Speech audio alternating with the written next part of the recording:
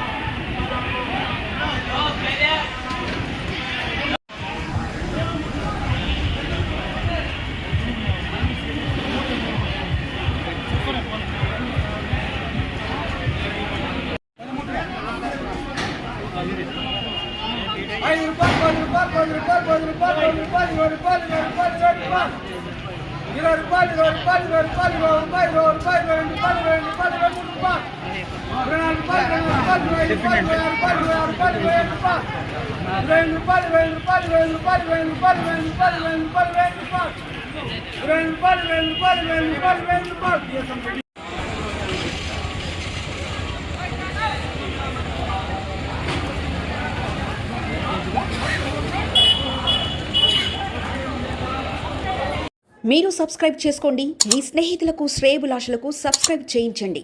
వ్యవసాయ రంగ సమాచారాన్ని ఎప్పటికప్పుడు తెలుసుకోండి.